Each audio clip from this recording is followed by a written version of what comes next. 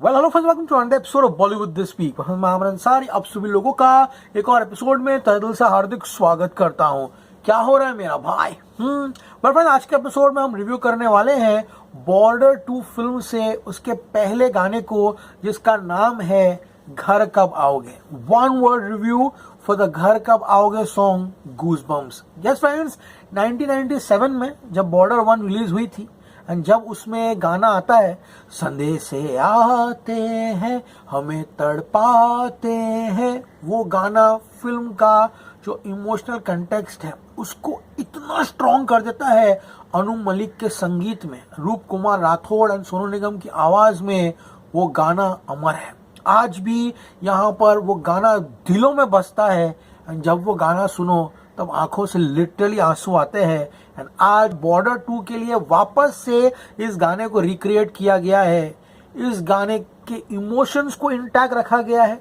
इस गाने की वॉइसेस इतनी जबरदस्त तरीके से यहाँ पर हमारे सामने आती है।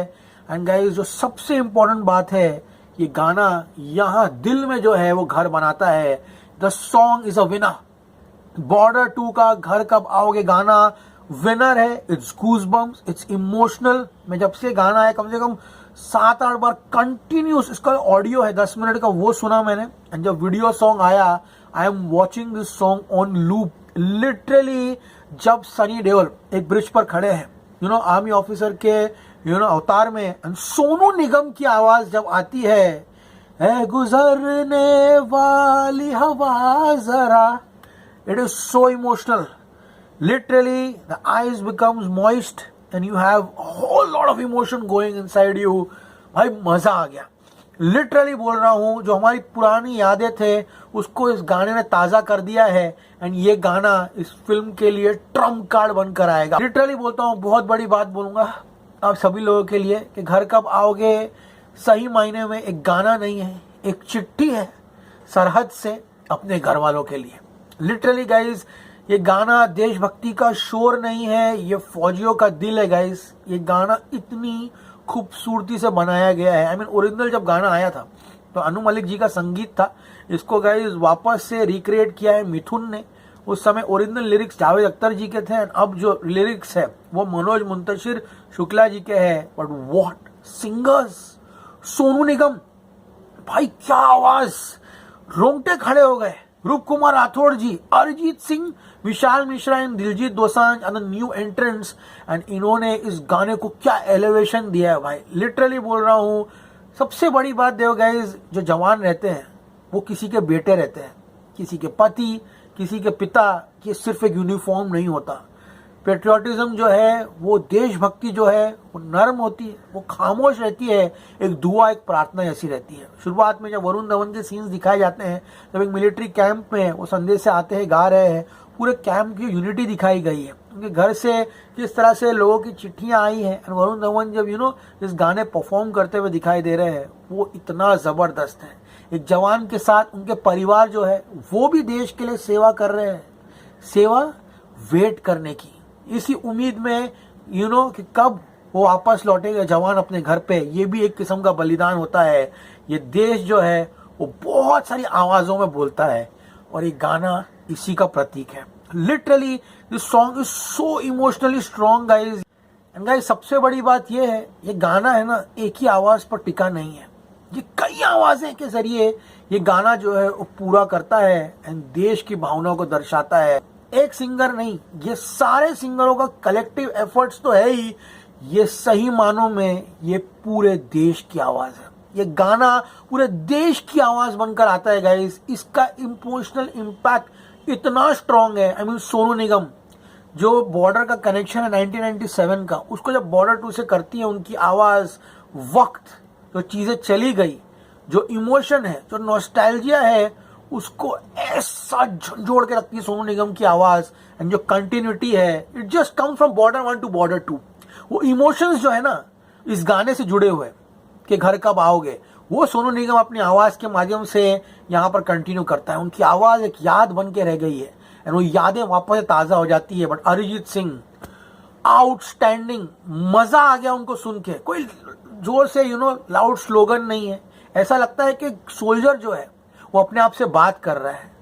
दिन में रात में उसका जो डर है, उसका जो फेथ है, उसका रेस्ट्रेंट है, अरिजीत की आवाज वो लेकर आती है गाइस। यहाँ पर बोल रहा हूँ कि जोश नहीं, एक प्रार्थना है एंड एक गाना जो है वाकई दिल घर कर लेता है। लेकिन गाइस जब दिलजीत दोसांझ के पोर्शन आते हैं, जब वो फाइटर जेट्स के साथ खड़े हुए हैं, उनकी पूरी की पूरी जो यूनिट है वो भी गाइस गाने परफॉर्म कर रही है, इतना ऑर्गेनिक, इतना नेचुरल लग रहा है गाइस यहाँ पर। एंड गाइस दिलजीत की आवाज इतनी ऑनेस्ट है, इतनी जमीन से जुड़ी हुई है एंड गाने में ना एकदम ब्लेंड हो जाती है, डोमिनेट नहीं करती उसकी आवाज, इतनी सिंसियर है। And guys it reflects the same humanity जैसे दिलजीत असल जिंदगी में है। यहाँ दिलजीत स्टार नहीं लगता, इस गाने में वो एक जवान लगता है एंड वही इस गाने की सबसे बड़ी बात है। एंड फिर आते हैं विशाल मिश्रा। वाह, विशाल मिश्रा उन परिवारों को रिप्रेजेंट करते हैं जिनके पत्र जो है जब जवानों तक जाते हैं उनका जवाब वापस नहीं आता। सीरियसली वो जो पॉइंट है ना भाई, विशाल का जब आवाज आती है, घर पे खाली कुर्सियां रखी हुई है, खाली कमरे, वे घर में वो जो जवान है वो नहीं है, वो सरहद पर है, देश की रक्षा कर रहे हैं। विशाल मिश्रा की आवाज उनके लिए बनकर आती है जो देश के लिए सैक्रिफाइस करते हैं। एंड फिर जब सनी देओल की एंट्री होती है भाई, Sunny Deols emotional connect in this song is brilliant.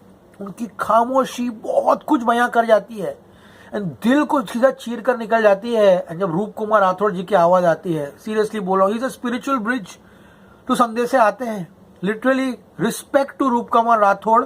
And ऐसा लगा नहीं कि लोग ने वापस से गाने को रिक्रिएट करने की कोशिश की, समझ में आ गया, दे रिस्पेक्टेड द सॉन्ग। एंड जब आप ओरिजिनल गाने को रिस्पेक्ट करते हो ना, तब उसे नकल नहीं कही जाती, उसको श्रद्धांजलि दी जाती है। ऐसे गानों को श्रद्धांजलि दी जाती है गाइस, सीरियसली बोल रहा हूँ। कोई शो ऑफ नहीं किया गया, अलग कोक डाल के, अलग रिमिक्स करके यहाँ पर इस गाने की खामोशी को यूज किया गया है इमोशन बनकर। Sunny Deol is the face of the Indian army, the legacy of his role, जो डिग्निटी है उनकी खामोशी इतनी जबरदस्त है, उनकी खामोशी ही उनकी डायलॉग डिलीवरी है। सनी पाजी यहाँ पर देशभक्ति निभाते नहीं, वो अपनी देशभक्ति को जीते हैं।